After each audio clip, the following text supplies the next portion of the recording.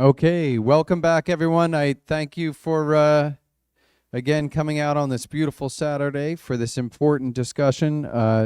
Again, I want to thank all of our K-12 teachers that are in the audience as well as in the online audience for their incredible work that they're doing, and also to acknowledge Juneteenth with our Juneteenth seminar, a very important holiday or a day of remembrance as well.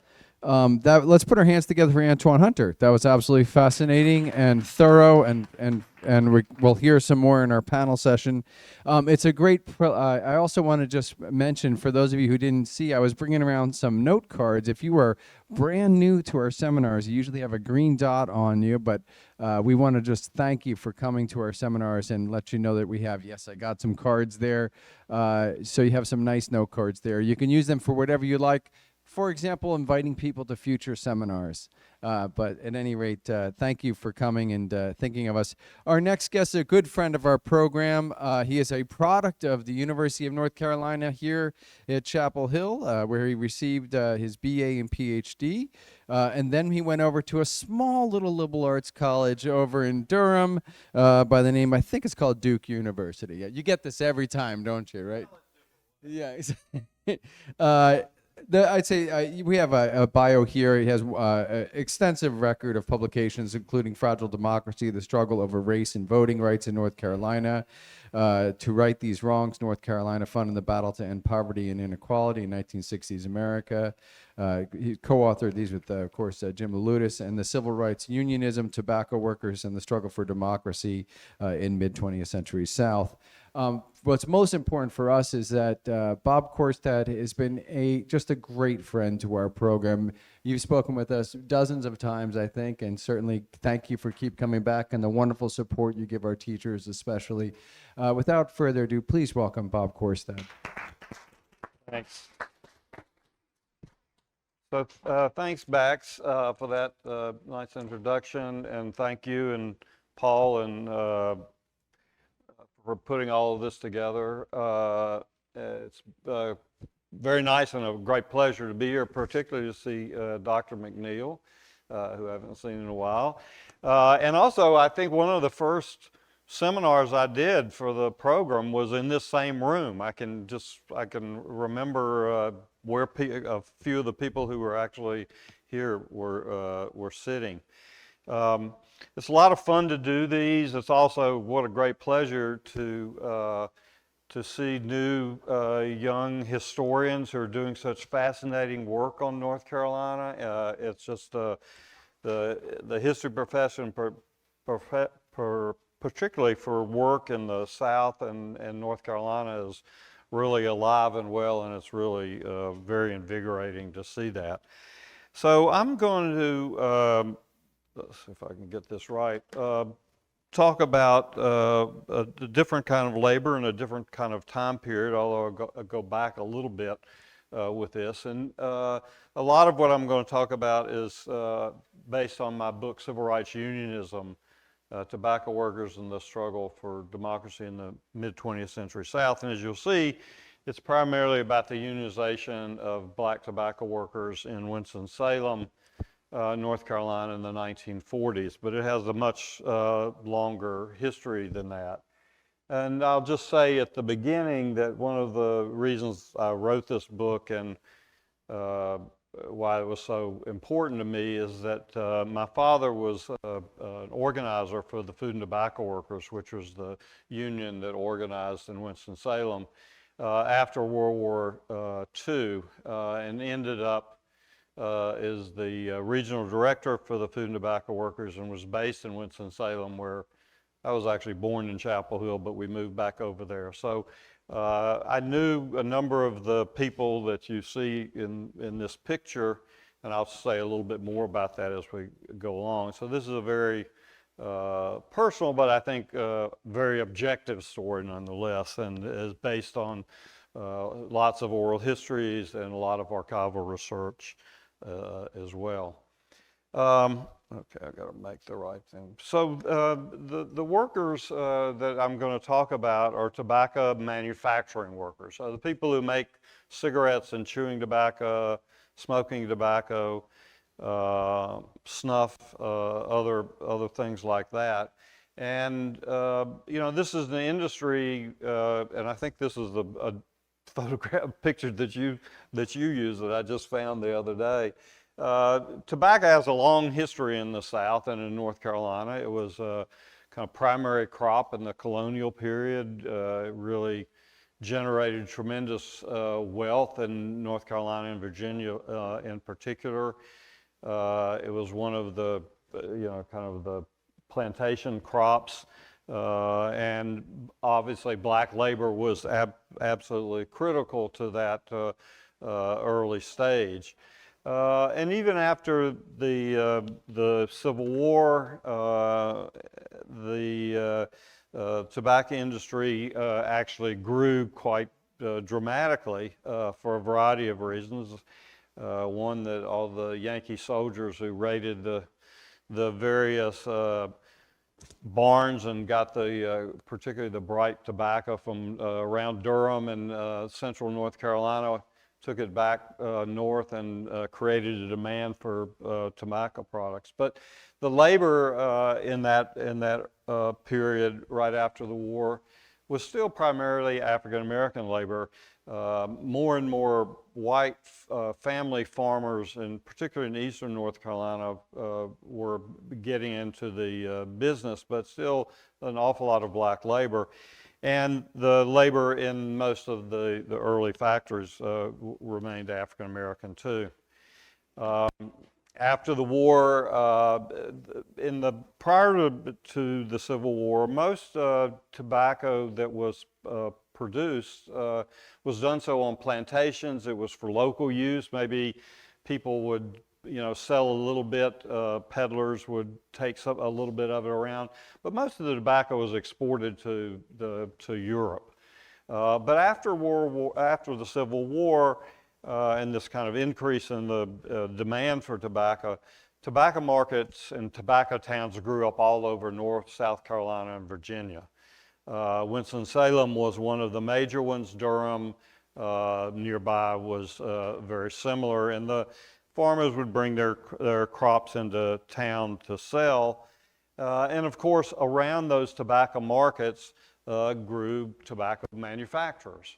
One of the most important and one of the earliest in North Carolina was R.J. Reynolds Tobacco Company in Winston-Salem. The Dukes in Durham, the Blackwell Company in Durham were equally important. And as were manufacturers in Richmond and Petersburg and other Reidsville in North Carolina.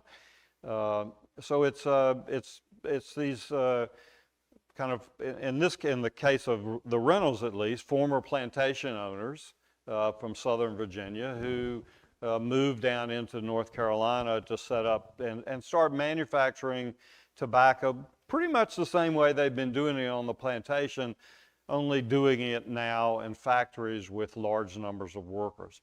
And virtually all of the labor in these early years are African American workers who had experience working with tobacco on the plantations and on the farms that they grew up. So as these factories get set up in Durham and Winston-Salem particularly, they're relying on local labor from Virginia that comes down into North Carolina, and Reynolds becomes one of the most important.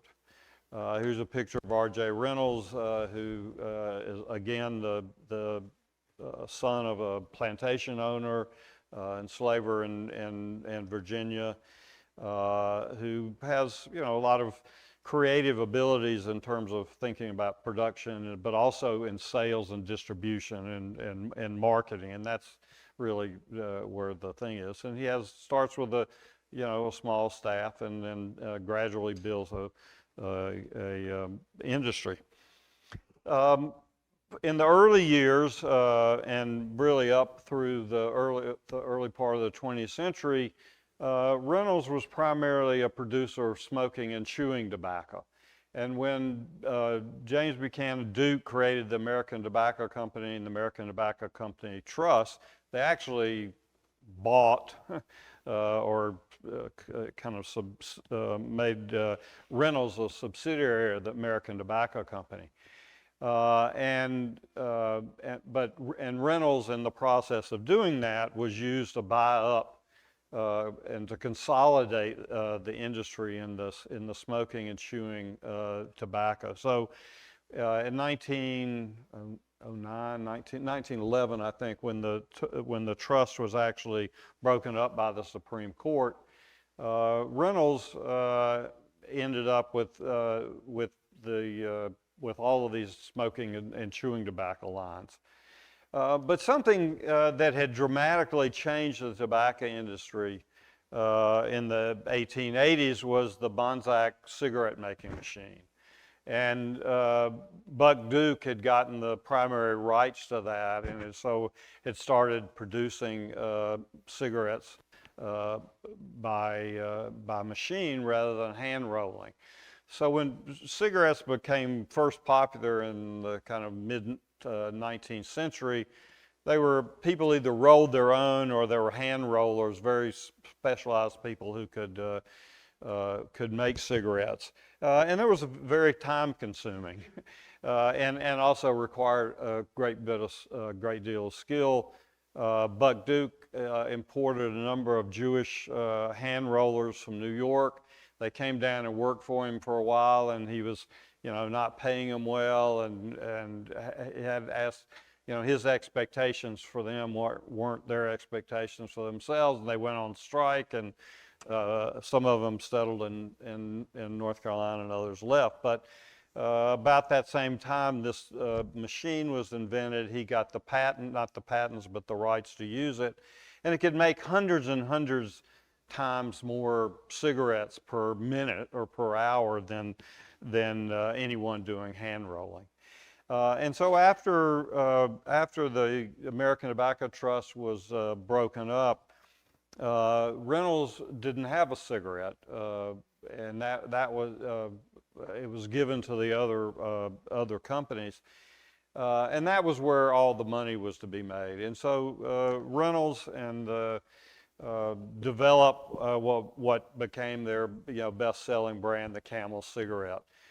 And again, supposedly it's mixed. The value of this is it's mixed with some Egyptian tobacco, which they call Turkish. I don't know why it came from Egypt, but that made the blend a little smoother, a little softer. But most of it's about advertising. And the story of American advertising is very much tied to the tobacco industry in the early days, and that's a whole different story by itself. So Reynolds starts producing these cigarettes. They're in small packs, which are kind of an oddity at that particular point. And within a few years, certainly by the start of World War I, it's a major industry in Winston-Salem. This is not a real portrait, but kind of an idealized drawing of the factory. I think for most people, this is what it seemed like, that this was just this gigantic factory in the midst of this little Moravian town. Remember, Winston and Salem were two different towns until 1913. So Winston was the tobacco town, Salem was the old kind of colonial Moravian settlement. But it gives you some idea of the growth and the rapidity of growth in the tobacco industry. And you can see down in the bottom is the little initial red schoolhouse factory, and then you have all these other factories. And to be honest, Winston-Salem, certainly by the 1940s, was it was certainly the largest single tobacco manufacturing establishment in the world. So that gives you some sense. The Dukes in Durham, even though there was a big factory city and stuff, they diversified a little bit more. They built plants in Reidsville and other places, and the Dukes had basically moved to New York and become financiers rather than manufacturers.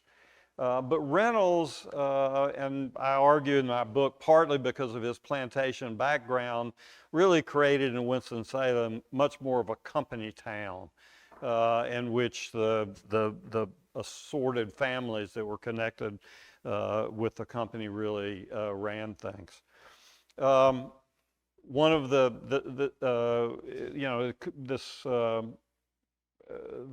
success of camels created tremendous kind of wealth. One of the signs of that was was the Reynolds building that was built in the early 20th century. I mean, the early late 1920s, and it's the kind of model for the Empire State Building, or the same architectural team. So, and if you haven't been there, it's been turned into a luxurious hotel now. It's the craftsmanship to go back, and there was a lot of different people who worked in that building. The gold and it's a really very spectacular place. But it's an indication of the wealth, but also just of the kind of dominance of the company in the city. So you've got, this gigantic building in which the executives on the top floors could look over and see everything that was going on in the city. It speaks something to the paternalism of that particular time. By the early 1930s, one thing to remember is tobacco products are both depression-proof and inflation-proof. And so there was no droppage in the production and the profitability of cigarette manufacturing and tobacco manufacturing during the Great Depression. In fact, 1933 was probably the greatest, most profitable year in Reynolds' entire history relative to what their gross product was. And this is a quote from a magazine article that was done called "The Town of 100 Millionaires." And these were people who had invested, or they were officers in the Reynolds Tobacco Company, but they're also there were textile factories there, two banks, Wachovia Bank, which was the banker and the financier of all of these companies. And if you've been to Winston-Salem and driven down, I forget what the streets are now. I mean, there are all these just elaborate not plantations, but kind of that were built in the 20s and 1930s. But the other side of that, of course, is the people who worked in those factories. This is a Walker Evans photograph of Winston-Salem. It was done in the late 20s, titled "Negro Housing, Winston-Salem, North Carolina." And this is actually a fairly nice view. I'll show you a little bit later some of the harsher realities. But what gets created in Winston-Salem by that point is tremendous wealth and tremendous poverty at the same time. And so and I'll talk a little bit more about why that is.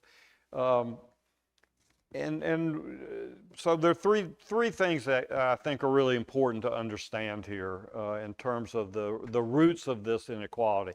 And there are others too. I mean, this is not to simplify things, but one is the racial division of labor, and I'll talk about that. The second is the fierce opposition to unionization on the part of Reynolds and other people in Winston-Salem. Much of the tobacco manufacturing industry had been organized by the Tobacco Workers International Union by then, but Reynolds was an outlier, and I'll say something more about that. And then the other roots of inequality, and something that's really important for the discussion today, is that was the disenfranchisement of African Americans and many white citizens at the end of the 20th century. So let me kind of talk through each one of these things. So the tobacco industry, from its earliest times, was divided with the development of cigarettes and machine-based industries, dividing into two divisions. What was called the pre-manufacturing division, and that's where the tobacco was. It was sorted, it was stemmed, it was broken up. All kinds of flavorings and things were put on it. It was the dirty work. And that work was done almost entirely by African American workers. And partly because these are the jobs that they had been doing, since slavery times. Here's a picture, I think this is in Winston-Salem, of women who were working as hand stemmers. Basically, you would get, these big hogsheads of tobacco leaves that had been stored maybe for a couple years. Sometimes they would stem them ahead of time. Sometimes they would wait until they were getting ready to produce them. These hogsheads would be broken open. The leaves would be put in these big boxes. And then women would take the tobacco and basically use their fingernails. They didn't have anything else, and they let these fingernails grow, and they would basically just hold the thing and strip the stem out of the tobacco. And it was most of the work was piecework, which meant that you got paid according to how much you produced. As you can see, it's kind of a congenial workplace. In one place, you're working with all of these people, and a lot of these where there's no machinery here. So one of the ways, and this is a continuation of slavery of agricultural work, the women would sing, mostly religious, spirituals. As a way of kind of breaking the monotony, but also creating a sense of community and kind of comradeship there. You can also see, this pointer doesn't work, but you can see this white man in the background who was the superintendent of the factory, the foreman. And he's watching over these women, even though they're being paid piecework.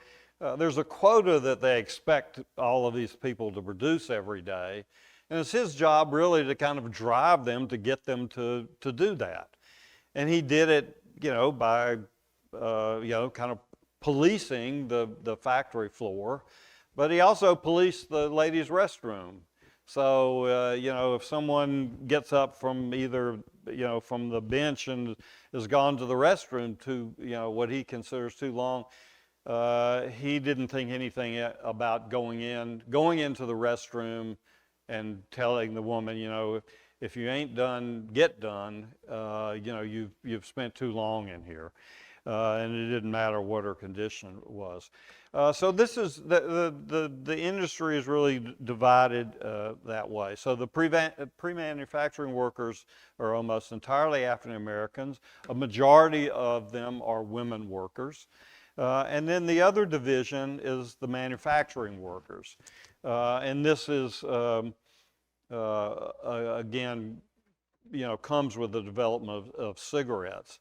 And so the manufacturing workers are working on machines. This is a cigarette making machine that they're watching over, produces thousands of, hundreds and hundreds a minute. There are other machines, boxing, packing machines, but it's all machine work. It's not easy work, but it's easier. They're sitting. The other women were sitting too. It's a little bit cleaner because there's no air conditioning at this point in these factories, but there are fans and kind of humidifiers that are working there, and they had to keep the machines a little cleaner, so things were a little nicer. The foreman, police these women in much the same way. So, but one of the really interesting issues here is, why are the manufacturing positions white jobs? You know, they could easily have done that. Well, and this gets to the whole thing about poverty.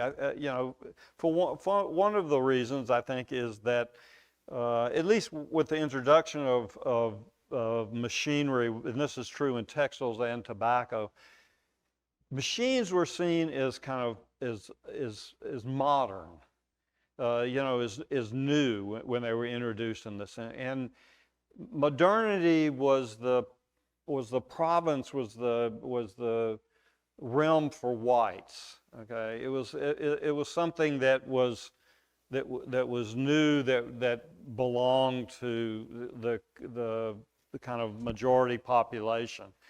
So there was a thinking about that these were, and also the sense that somehow running a machine demanded skills and stuff that African American workers didn't have. And so there was this whole myth about why you had to have this racial division of labor, which is really central to the whole existence of kind of industrial capitalism in the South. The interesting thing is that in Winston-Salem, the people at Reynolds knew otherwise. Starting in the 1920s, they created a manufacturing division in one of the plants that was entirely run by African American workers. So the African American workers were running machines, doing everything that the white workers were doing. The argument was that camels had become such a success that you had all of these visitors from around the world coming to witness this and tour the factories. I don't know how many of you, I mean, when I was in, you know, grade school, we would go and tour the Reynolds factory. I grew up in Greensboro, and we'd go and tour those. So touring those factories was a major pastime. But they were starting to worry because there were dark-skinned people from Egypt and the Middle East in particular, not Africa so much, who were coming to view these. And the company said, well, we can't have dark-skinned people watching white people work.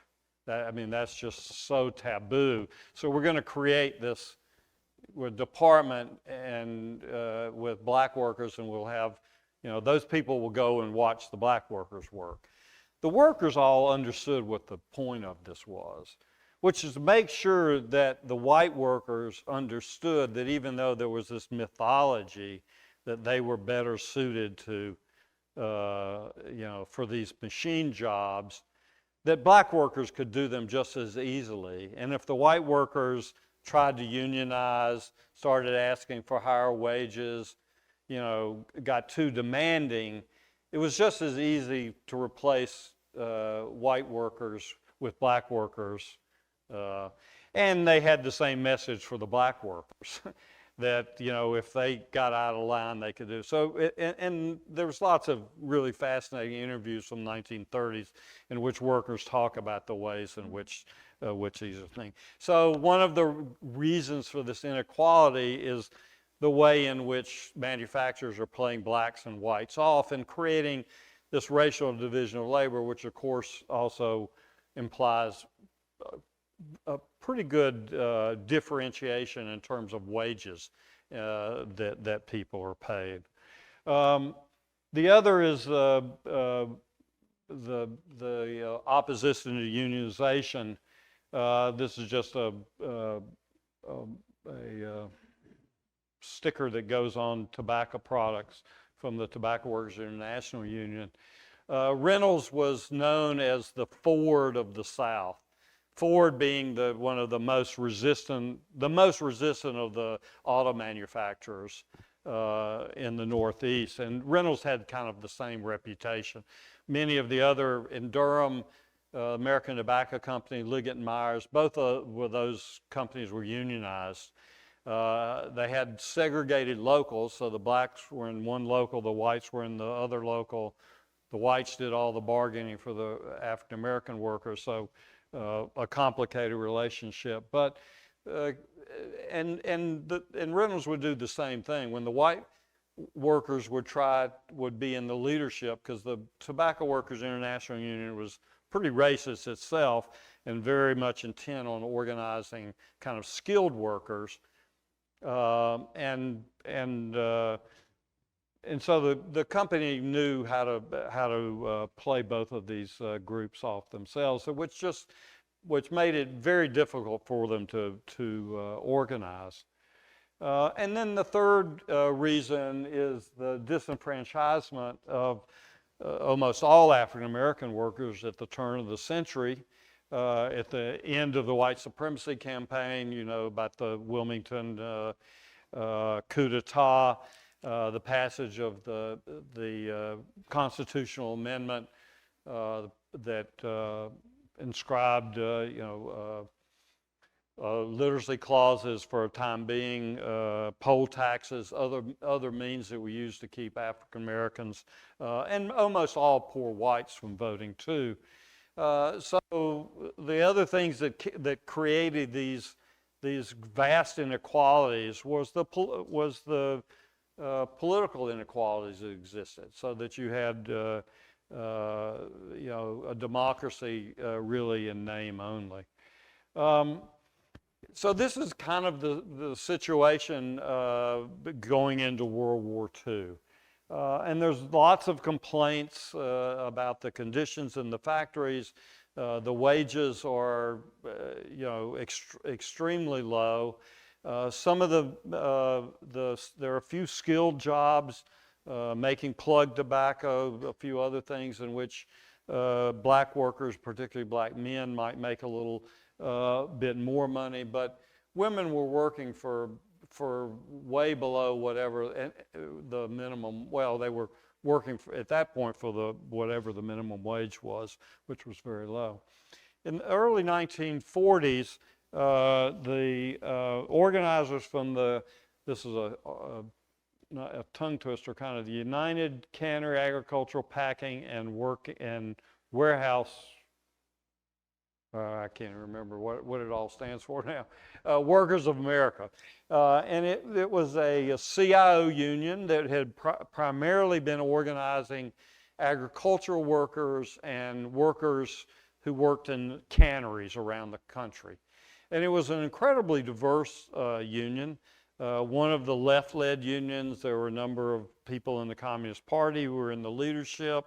But they were organizing kind of the predecessor of Cesar Chavez and the United Farm Workers. They're organizing the lowest paid workers. They're organizing sharecroppers in Missouri and other parts of the South. And by the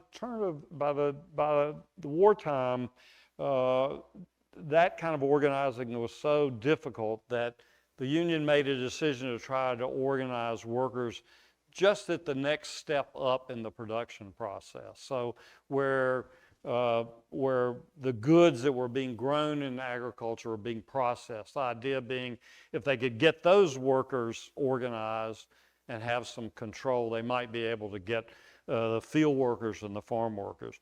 So these organizers, again, in this particular case, they were all men early on. And there were a number of African American organizers, came to Winston-Salem thinking that they might be able to organize a union at Reynolds. They were there for a couple years, having individual meetings, sometimes meeting in churches, but they'd made very little headway. Maybe they have 20 people or so come to a meeting. Maybe they had, out of a workforce of 10,000 workers, maybe they had, maybe they had 100 or 200 people who had actually signed union cards. This all changed one day in June 7th. Oh, wow. Today's June 17th. I have totally forgotten that. Oh, how did I forget that? So on June 17th, 1943, we're getting ready for next year, workers in one of the Leaf houses, and this was one that actually had some machines where you ran they loaded the tobacco, and the actual stripping was done by a machine, but it's still very labor-intensive work. One of the male workers who brought the tobacco for the women to work on had been sick for a number of days, but he hadn't been able to stay at home. There were no sick leave, no benefits like that, and he couldn't afford not to be off. And he, just in the process of carrying some tobacco, basically had a stroke and fell against one of the machines and died almost instantaneously. And the women workers had been, were very concerned about this, and they decided amongst themselves, led by this woman Theodosia Simpson, that after lunch they were going to sit down, according to them, until they got some understanding with the foreman about how people were going to be treated in there. Remember, this is 1943, the height of World War II. Cigarettes are as important a commodity for soldiers as food. So these factories are running 3 shifts, they're running all the time. They're trying to get as much tobacco out of that, so they're really working these people hard. And over the course of that day, these people go on strike. There's a whole kind of interesting narrative relationship, and within the next 2 days, almost all the departments that employed African American workers had gone on strike. There was a sit-down strike. Actually, not a sit-down strike, but that's what you call it. They're actually up and on the street. Something that never happened in Winston-Salem. It seemed on the one hand like a spontaneous strike, but in fact it has a very complicated history, not just the organizing of these organizers coming in, but about the particularities of the workers and the workforce. And let me just say something here. So Theodosia Simpson grew up in Winston-Salem. Her family was from there. She had gone to Winston-Salem State College for a couple years in the 1930s. She wanted to be a teacher. And then Depression hit. Her family couldn't afford to send her to school. They needed her income. So she goes to work at Reynolds. But she's still pretty young at this point. But she's educated, she's married, her husband has a job working in a different tobacco company. She becomes really the shop floor leader in this situation. And the thing is, this factory was full of particularly women workers who were pretty well educated, who had ambition, who had a lot of skills, but they had nowhere to go. There were no jobs for them. This was as good a job as she could get. She couldn't work in any of the stores. She couldn't work in any of the offices. And so one of the things you had is you had a workforce of people like this who had a lot of self-confidence, and they had education and knowledge. And one of the most interesting kind of interactions she has with the manager, the vice president who comes down, is that he says, well, we can't pay you anymore. We're paying you as much as you can. And she tells him, well, Mr. Whitaker, according to the Little Steel formula, which was an agreement that the labor boards had worked out to set higher wages for workers. She said, you can pay us more according to that. He said, well, what do you know about that? I don't know anything about the Little Steel formula. Where'd you learn about that? She said, it's in the newspapers, and I can read and I can think. It's kind of incredible assertion of, both her humanity and her capabilities. So over a course of about 5 or 6 days, the factories basically get shut down, because if you don't have people preparing the tobacco, there's nothing for the white workers to do. And the Federal Mediation Conciliation Service comes in. They negotiate a settlement. The union files for a National Labor Relations Board election that happens later that year. And because the factory is, there are probably 10,000 workers in the bargaining unit, and probably 7,000 of those are African American workers. The vast majority who have already paid, who have signed up and joined the union. So overnight, really, you go from 200 workers and members to something like 4,000. So it's kind of quick like that. This is the early leadership of the food and tobacco, FTA, which becomes Local 20. So they get, at the end of 1943, they get a contract with Reynolds. Much to Reynolds' dismay, they're really kind of forced by federal authority. But you can get some sense in here, even though it's a large African American workforce, the union is primarily African American workers.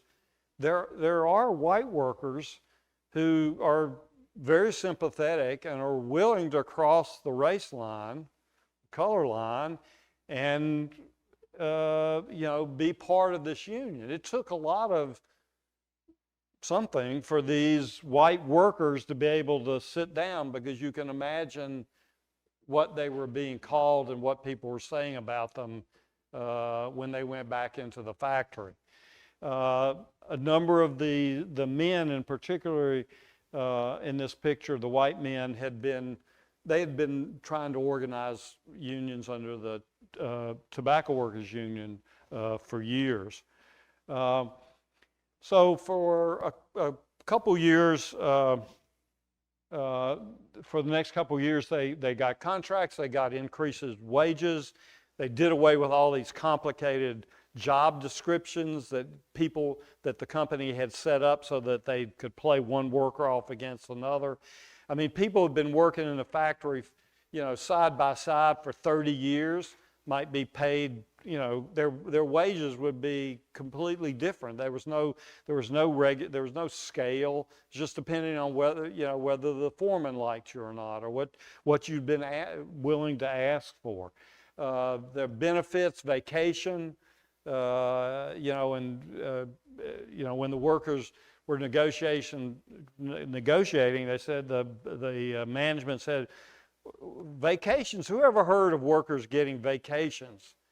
And they said, well, you get vacations, you go up to Roaring Gap every summer with your family and all your servants and stuff. We may not want to do that, but we want something else. The unions also started doing a lot of very interesting things, and this is kind of part of the larger story. There are a lot of things that weren't available in Winston-Salem in terms of recreation, education. I'll talk some about this, but they created a subculture. I mean, they've got this many workers, and and if you start adding their families up and their relatives, they create their own baseball team, which is they won the city league. Baseball was a really important recreation in African American communities in this period of time. One of the first things that they do is set up an education department, because literacy, so many of these workers had to drop out of school, and particularly people who were, say, 40, 50 years old, had gone to work in those factories when they're 6, 7, 8, 9 years old. So they'd never had the chance for education.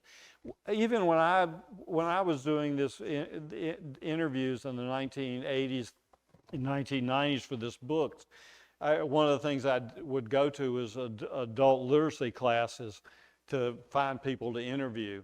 And there were lots of people in the 1980s and 90s, older African American women in particular, who were just learning to read and write. And so, this is one of the first things that they set up. This is Miranda Smith, who I just found her a couple weeks ago. I'd never seen it before. Found her picture in the high school. She graduated again from high school, from Adkins High School in Winston-Salem. And her aspiration was to manage a cafeteria. She, in the end, had to go to work in the tobacco factories and emerged as one of the leaders, and she was this very charismatic, dynamic woman, becomes the first African-American woman on an executive board for any trade union in the United States. A fairly, incredibly remarkable person. Another person was Robert Chick. His nickname was Chick because when he was a baseball player and he could run. They called him, he could run like a chicken. People, and so he picked up that nickname, and that's who everybody knew him. And so I want to. So one of the next things that the union did, I'm going to let Chick Black tell you this story. Out of approximately 40,000 blacks, there wasn't 100 blacks that was registered to vote other than the big shots. Am I talking too loud? All right, if I decided that I wanted to vote, register to vote, I had to get the approval of some big white man before they would accept me at the Board of Registrar. And they would tell you how to vote. Well, all right, we knew that the salvation of the workers was first, build a union, and second was to start a program of educating people that you cannot preserve a good union or maintain a good living standard unless you are politically minded. To elect people that would represent your interests.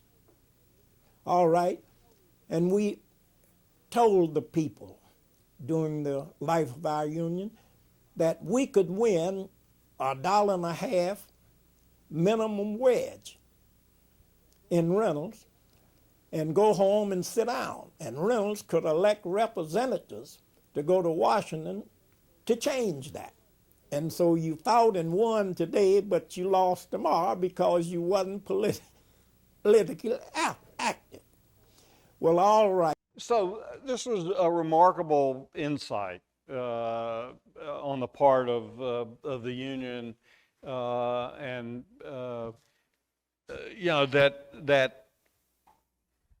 just getting a union, just having those kind of protections was not the end all. And it was partly because they were trying, it's in this case, he's talking about the need to protect the rights that they had won, the benefits that they had won through the union. But it was also about, having the right to participate in a society as citizens. And what that required was the right to be able to vote, to elect officials that were going to look after your interests, that you would have the same kinds of rights as anybody else. And that was a complicated process. And it required both first this education that was being done so that people could actually go down and meet the requirements that were required in order to register to vote. They needed to be able to, read newspapers. They needed to be able to have forums within the union, within the community, so they can engage with each other in these kind of issues. The union went to great trouble to try to provide as much education about contemporary public policy as possible, particularly about it, because there are a lot of issues, during the war and right after the war that affected people in all these different ways. They did a whole variety of things, including letter writing campaigns to their congressmen about particular bills. And the most important thing, though, was to develop a political organization in Winston-Salem that would allow workers to have a vote and to have some political power, electoral power in Winston-Salem. And the genius behind this was a woman named Velma Hopkins, who again was a well-educated person, a high school degree. She was also a leader in her church. She was, the organizer of all the committees, in the church. She was a member of Mount Shiloh Baptist Church, and I'll show you, I think the next picture is, this is a picture of her minister, who was very supportive of workers and had been talking about these issues of workers' rights and political rights in his sermons and in church for a number of years. A very outspoken, dynamic person. And so she was able to use the organizing skills to build precinct committees, getting people registered to vote, getting people to the polls. The union organized, car pools and stuff to get people once they got on the ballot. And in 1947, they united behind an African-American minister, Reverend Kenneth Williams, who also taught at Winston-Salem State. He would eventually become the chancellor of the university. They united behind him. There was a ward system in Winston-Salem, and there was one ward that was predominantly African-American workers, but none of them had ever been able to vote. So they'd been represented by a white man for years and years and years. And so in 1947, they were able to get enough people to vote, and then that particular ward were able to elect Reverend Williams. What's interesting is this is as far as I can tell, the first African American to win an election against a white person in the South since disenfranchisement. So since the turn of the century.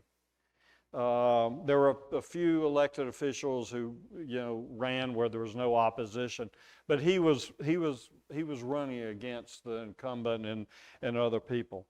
And this was a major turning point. And there was a lot of unity. The union was involved with some other unions in Winston-Salem, and they also elected a white worker in another district to the city council too. I forget which one of the men that actually is. In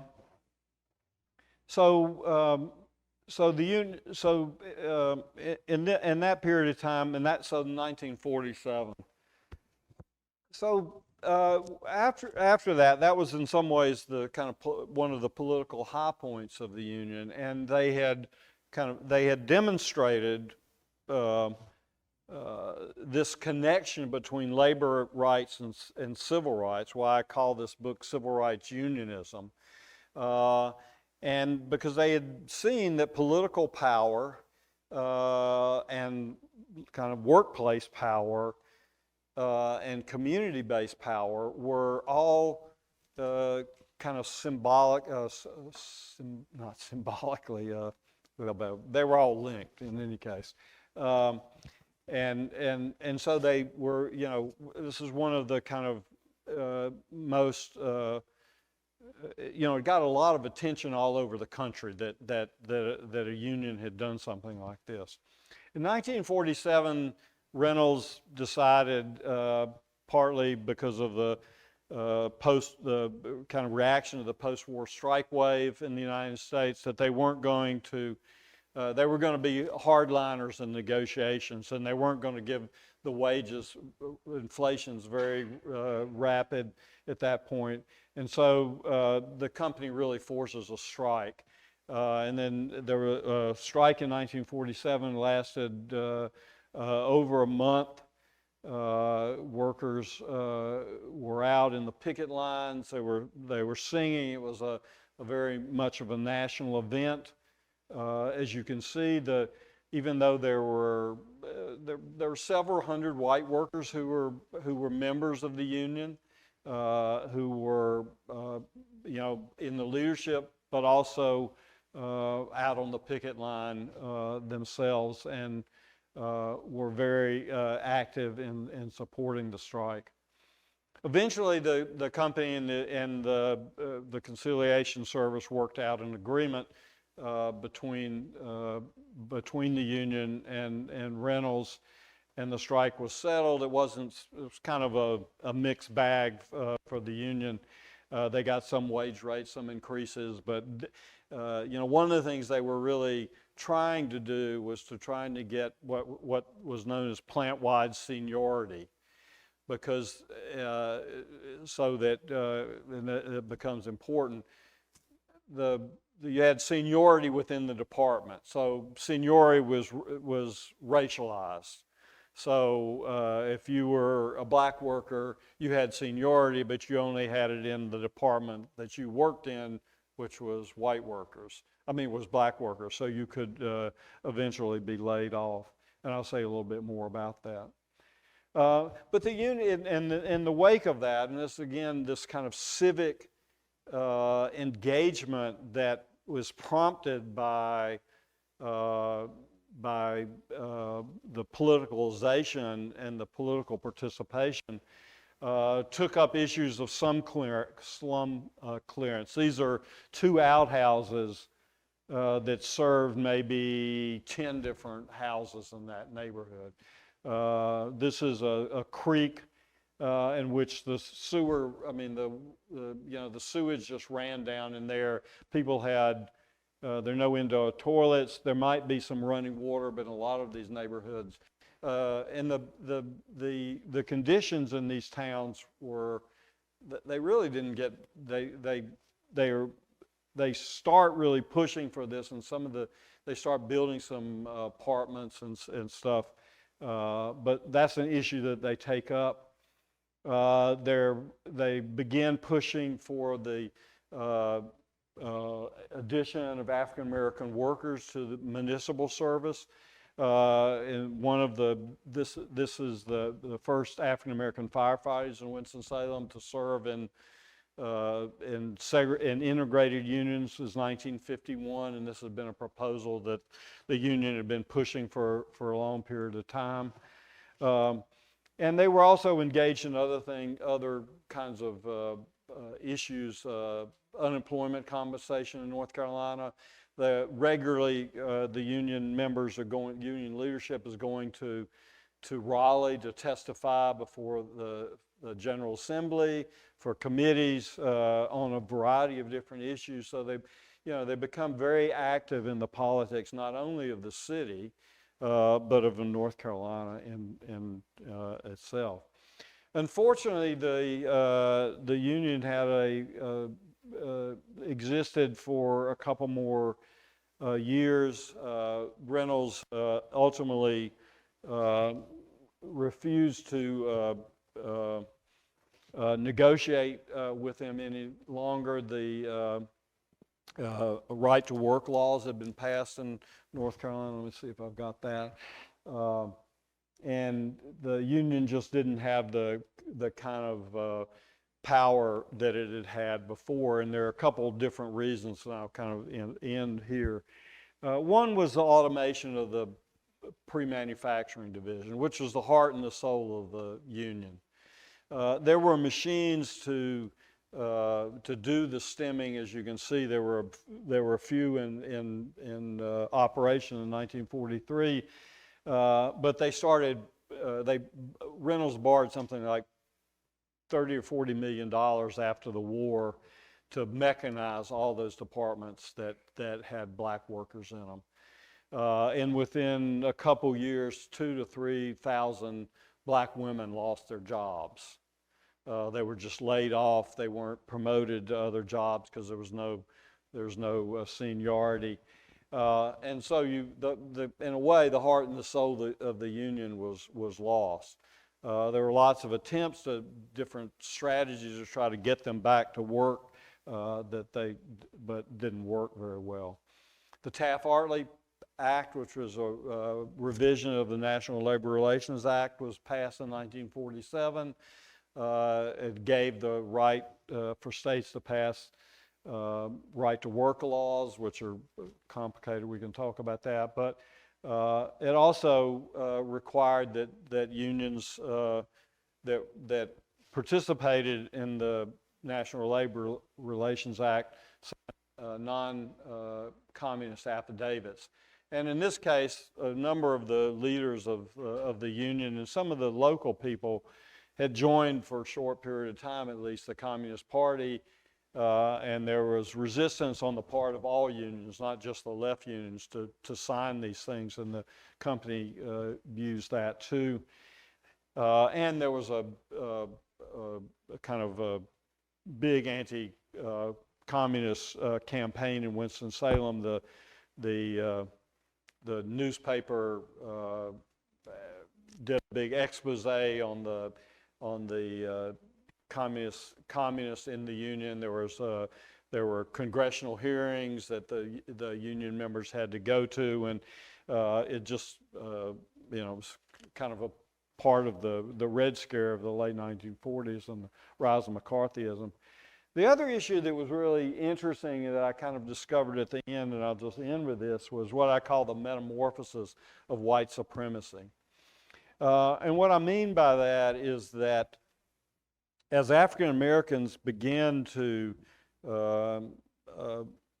express this determination to see modifications, if not the end of segregation and Jim Crow, white elites, particularly ones that were a little more far-sighted, and I would say that the ones in Winston-Salem began to try to tinker with segregation in ways that would kind of soften some of the more strident aspects of it.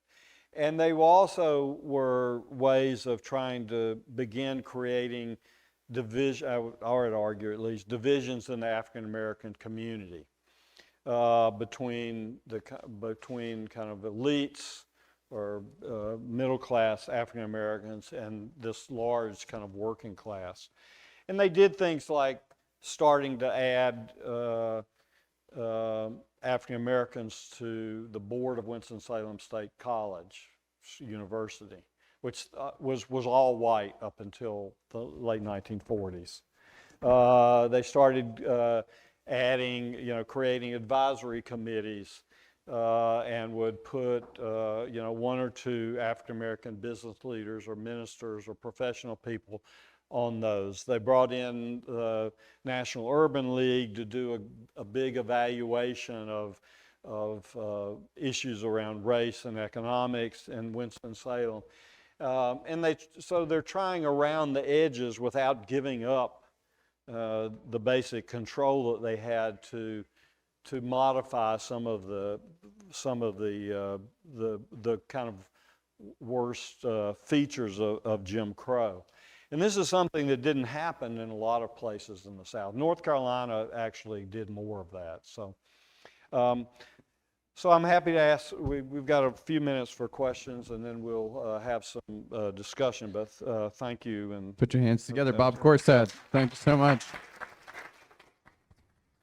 Absolutely fascinating glimpse into the factories of Winston-Salem. Question here, Sam.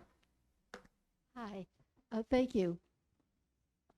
I really wanted to know about unions because I believe in unions. My dad was a union man, and I'm a community supporter of the UE 150 Workers Union, which represents mostly graduate students and housekeepers.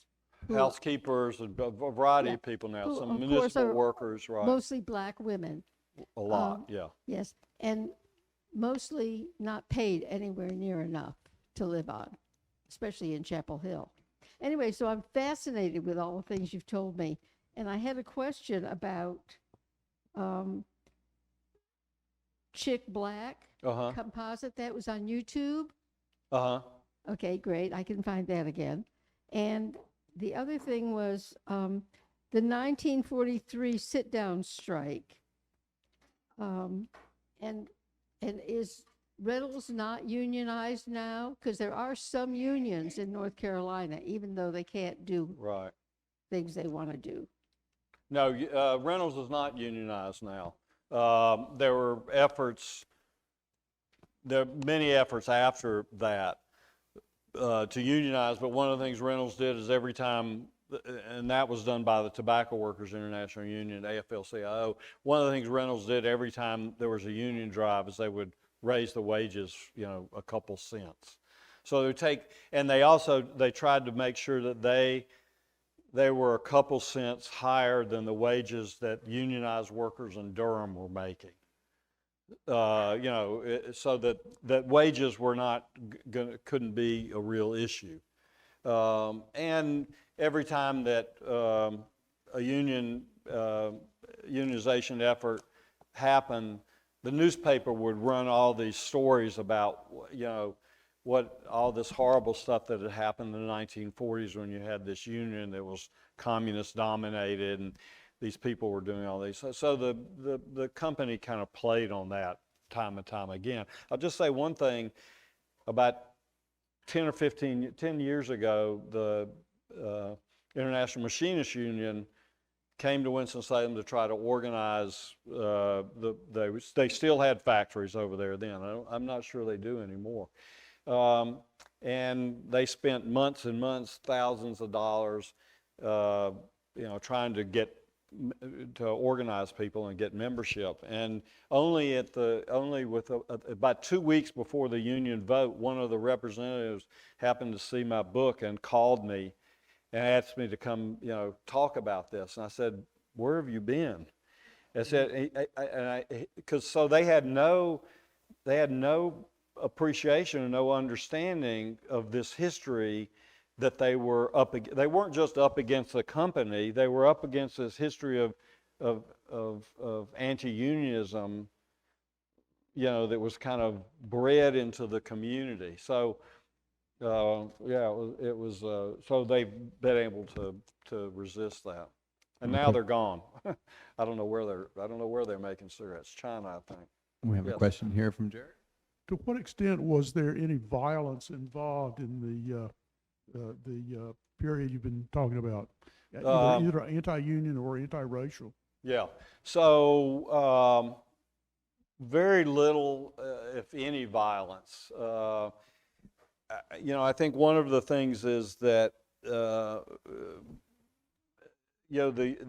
union people understood how that had been used against them in the past, and I think made a real effort to kind of keep people organized and under control. I mean, there was a lot of discipline within the ranks of these workers and these unions, because there's all kinds of layers of organization and membership and family groups, and in the same churches, and they lived in the same neighborhood. So there was a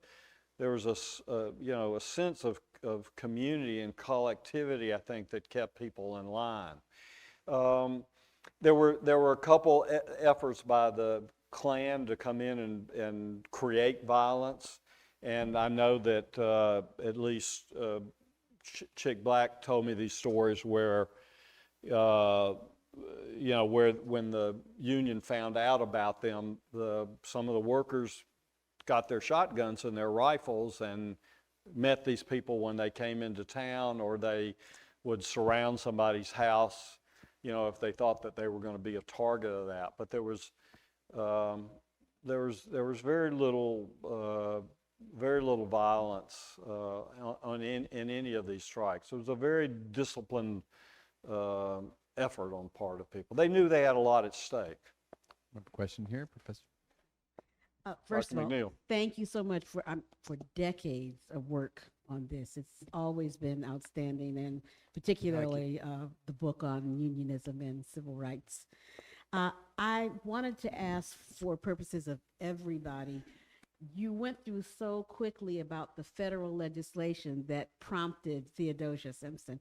Right. Could you spell the name of that Okay.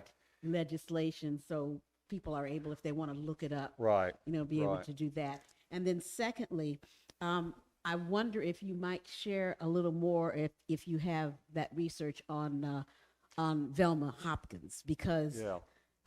I don't remember her birth date, but she went on and continued to be such a leader in Winston-Salem and right. civil rights and other things for Right. so long. Right, right. So the legislation was called the Little Steel Formula, and I'm not sure if that's the official name, but that's the way you can look it up. And it was an agreement between the government and Little Steel, not the big steel companies, to set to determine what kinds of wages, what kind of wage increases were possible, you know, in the midst of the war, because they were trying to keep, you know, inflation down, and so they were trying to negotiate, and a lot of it had to do with people who had been being paid kind of below what they should have been, so there was like room for makeup to bring people up to a level that they should have. And so these workers in the tobacco industry were one of those. I mean, that was a big, important group. So Velma Hopkins, who was, you know, one of the really key leaders here, never quit. There's a great picture of her. She walked, the first African-American woman who integrated the high schools in Winston-Salem. She walked her to her classes. She remained active in the Democratic Party as a ward captain and leader, and she trained. I meet young African-American political leaders all the time in Winston-Salem who remember her, and she's got all kinds of descendants who've gone on to political office and stuff. And she did end up managing a cafeteria, which was interesting, but she was a dynamic force in that community. And those ward organizations she organized, they're still, most of them still in existence. Let's put our hands together for Bob Thank you very Korstad. much. We are going to now just take a minute or two to throw a table up here and bring both of our scholars together for our panel session. I have some questions on deck. Brent, I know you got the first one, so give us a second and we'll get us going. We'll panel up. And